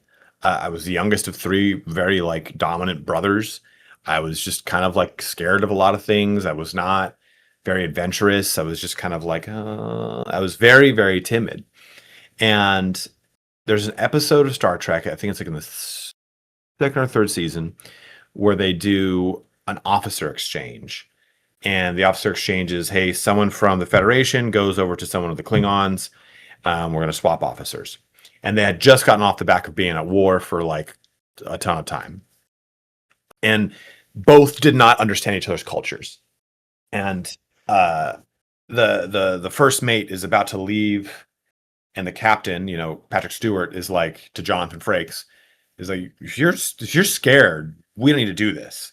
I can just have another officer from another ship go, or I'll just tell like Data to go, or something like that. And he's like, I'm scared, Captain, but I signed up on Starfleet to push the boundaries of humanity. And who would I be as a Starfleet officer if I don't do this? Like, this is just going to make me a better officer. It's going to make me a better person, so on and so forth. And it's like, man, that's such a good fucking message that I wish I had taken in at like 12, 13, 14, when I'm so timid. I think I would have been way more intrepid. And I fell in love with so many of the episodes. I mean, because Star Trek is very comforting to watch. It's like a 90s hug that is just like the practical effects, the conversations, not a lot of music. It's just kind of a lot of conversations. Deep Space Nine is a little bit darker. Voyager is great. I have not watched anything more recently though, because it's become more, well, let's have conflict, let's have explosions, let's have boom, boom, pow, and less modern of like, day type of stuff. Yeah. Yeah, and less of just like, let's have the conversations between two people as we go through the nothingness of fucking space, you know, like. And I don't remember why I brought this up, but I think you had brought up Star Wars earlier in the pod, and I was like, you know what, I want to see what her take is on Star Trek versus Star Wars, because usually real gamers choose one or the other. Yeah, that's okay. It's fine. Don't worry about it. It's cool, bitch. Whatever. No, it's interesting because like from the get-go, I was never really a fan of them, but I understood the messaging and the interest behind them that people had. Sure. For me, it was always it was interesting because like I was such a Seinfeld fan growing up, you know, being raised in like New Jersey, New York. It was one of those shows that's just like, oh, you just watch Seinfeld because that's the show you need to watch. And then as I grew up, I was like, oh, this is literally a show about nothing. Yeah, and that's the whole appeal. Absolutely. Like it's so interesting to me. Like even now watching Gilmore Girls for the first time and finishing watching that, it's exhausting. Like I can't stand the character Rory. I can't stand half of the characters in that show.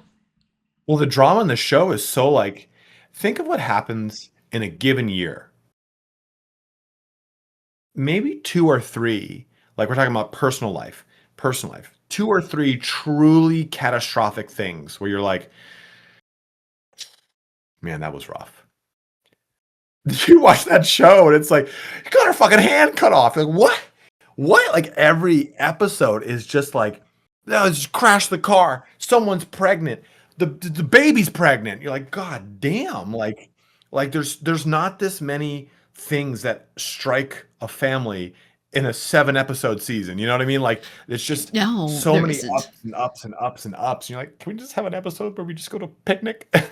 Honestly, and not only that, I feel like I can very much associate with Lorelai. Like she is me. Like that is this is the one character I feel like, oh, this is like actually legitimate. Like I can see myself in Lorelai. With Rory, that character needs to have a reality check. The characters are bad, but the actress carried that character very well and acted her out to the point of where I could not stand her by the end of it. That's called a good actress right there. Yeah, it's really like is. Did you ever watch this is gonna be a hot take, I know it. Breaking Bad. Breaking Bad, the first season only, and I got lazy and didn't continue it. Okay, perfectly fine, because I do not like Breaking Bad. Oh, And I okay, think it's interesting. a hot take. People love that show. I got all the way up to the final half season, and I just can't fucking finish this shit. I do not like this fucking shit. I enjoyed it. It just was very slow for me to start. Like, it felt like it took a lot for me to get into, but when I finally did, I just stopped it because I was like, oh, I forgot that I was even watching this, to be honest. Right. And I know what I just said about Star Trek, about the first season being bad, but the first season's bad because it's a symptom of it was made in like 1987. And the production, everything is just so much different from the first season to the second season. That's why it's like, you could just skip it, right? Because Star Trek is not a contiguous story. It's every episode is self-encapsulated. When someone goes, oh God, you got to watch this show, it's so good. The first 3 seasons aren't that good, but it's so good when it ends. Like, how many seasons are it? 5 seasons. I'm like, no, I'm not going to do that. I'm not watching 66% of a bad show. I'm not going to do that. Like that's just, yeah, it's 2 seasons, 14 episodes. The first 20 episodes are terrible, but the rest are great. Like, then I'm not going to watch it. Like, I'm not going to do that. And Breaking Bad, people had told me the first 2 seasons are really slow. It's in the middle of the writer's strike, which is kind of like Parks and Rec. Parks and Recs, it is really slow, and you notice the point when the writing strike ends, because it just the writing takes off. But Breaking Bad, I did not really like it to begin with. I stuck with it, and I just can't relate to this fucking character at all. And they make these rules for these characters, and they break their own rules about their characters. And I'm like, this is so bad. But, long-winded point, the woman who plays the Bryan Cranston's wife was so hated by people. She would get death threats. And she's like, it's a character. It's a character. It's not me. Because, and I hated her too. I was like, God damn, you fucking pissed me off right now. And I'm like, damn, that's a good actress, though. That's just a really good actress, right? Like, she crushed it. That was the same way I felt about Cordelia in Buffy the Vampire Slayer. Buffy the Vampire Slayer, by the way, was my go-to for my entire childhood. Just putting that out there. Started watching it now for the first time. It's great. I love it.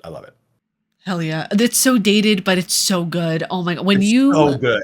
When you get up to season 6, let me know, because there's a certain point of season 6, a particular episode that you're going to really love it. I'm about to sneeze again. Let it out. There you go. Bless you. As we head into the last topic, I'm trying to figure out how to word this, but I think this will suffice. So if you were to switch types of content with another content creator in the Souls and Souls-like community, or just in YouTube in general that you are friends with, whose content would you switch with? Ooh. So I'm going to say a content style, because I'm going to bring up two YouTubers. It's one named Majular, Majuular, and Grimbeard.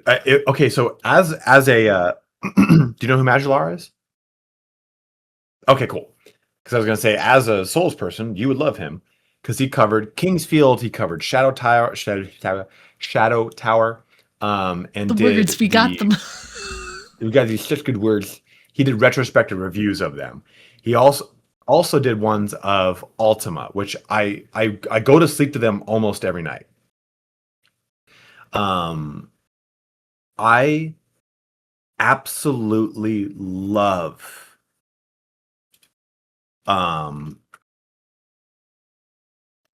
his content style. It's funny. It's a really cool way to do a retrospective, because it's not just, hey, here's a game, we're going to talk about the game. It's, here's the history of the production, here's what the company was at this time, here's kind of like some of their older working theories and stuff like that. So it's so fun to watch because they're like 2.5 hours long. It's a documentary, and he takes a month to make them, and it's so fun. And Grimbeard does the same thing, a lot more of a comedic twist, I would say, but his coverage is focused more on gothic horror style games of our youth. Like he'll cover the Resident Evil series, the Silent Hill games, Max Payne, Blood Rain 1 and 2, all these games. And I have a deep love of history, and I have an odd encyclopedic knowledge of video game history specifically. I would love to be able to combine those things with my love of games into doing retrospective reviews of stuff. I would, if I could just say, hey, press a button and this is what my channel is about, it would be that. I If I could, I would. They're because they crush it. If you don't know those two channels, Grimbeard and Magelar, check them out. It's such good, like, I need an hour and a half thing to watch. Perfect. Or I want to watch them to go to bed. Perfect. Because they both have like really good like talking voices, and like Grimbeard will make you laugh your tits off for sure. Like every time I watch it, I'm like it gets me so good. He's so great. Yeah, and honestly, guys, yeah, seriously, check them out because they make really, really solid quality content as well. If I were to do that, if I were to switch content types with another person, it would either be Vati, because I really love his style of content, the way he does lore videos. Not only for just having like a relaxing demeanor overall, he's very chill whenever he's like, has his videos out and everything, but it's so insightful and the lore is just oozing out of everywhere. And I love that style. For me, lore is a passion of mine. Like I absolutely love getting to dive into the nooks and cranny of the story of why is this thing the way that it is. And his channel perfectly encapsulates the structure of the lore, why it is the way it is, and his opinion on how these things intertwine all around. Are you all right over there? Are you okay? I also have allergies, and my eyes got really dry all of a sudden. I was like, oh. Just like, we need to be able to see. Stroke. Grant us eyes. Yeah. And Pan's Labyrinth reminds me. Yeah, exactly. But yeah, no, I absolutely love his content. I would love to, just explore his realm for a day to see what that's like. Also, Emolition. Emolition is another great content creator. She does a lot of really solid stuff. Anytime that I see her intros, she's just like very funny, very witty. She absolutely just carries a passion. Like you can see like how excited she is for the videos that she films. So I absolutely love her content. Those are two channels I would definitely trade a day with to see. So yeah, I would highly recommend both of them and the ones that, Italian recommended. Oh, me. But it's funny. It's like I'll watch their content and I'm like, fuck, this had to take so long to produce. And then I think about the time it takes me to make a video is like no time by comparison. And I'm like, fuck. It's like, man, that's a really great. I'd love to talk about that subject matter. Do I have the stones to stick with that content style? Because it's like when you lock into a content style, that's a lot to commit to. And it's like, damn, they do such a good job. That's what I found out whenever I started to do guides and lore videos for the Souls and Souls like area, because I realized, oh shit, there's a lot that goes into it. I did a lore video for, what was it? It was one of the characters in Elden Ring. It was discussing about Ronnie the Witch. And as I was going through the script and then I listened back to the video to make sure that, okay, this is good to publish, I realized I was like, wow, this took me like a month and a half to research and film and do the script for and everything like that. But I would not trade it for the world because like I said, lore is a passion of mine, but also I know that that's not everyone's content type. That's not what everyone is going to be. Like I could never do what Fighting Hellboy does. Like I could never go through it like a walkthrough in that specific of a way. Like I could definitely do it if I put my mind to it and like really like I said, okay, I need to focus. I need to like lock in right now. But there is no way in hell like I am doing that for a YouTube video. Like I'll do it for myself before I do it for a video, if that makes sense. Yes, 100%. Like I got access to Neo 3 early, and I know Fighting did as well. And I was like, I'm crushing it. I'm doing so well. I've had access to this for I think it was I got actually, let's just say Friday at 8 a.m. hypothetical. And I'm buzzing through. I don't really play games so very fast because I do like reading the lore, and I also like learning the mechanics. I just want to learn it so I can talk about it later. And I got to this one point where Neo, just like in Dark Souls, you can see where people died, but then in Neo also you can see like, hey, this person can be summoned into your world.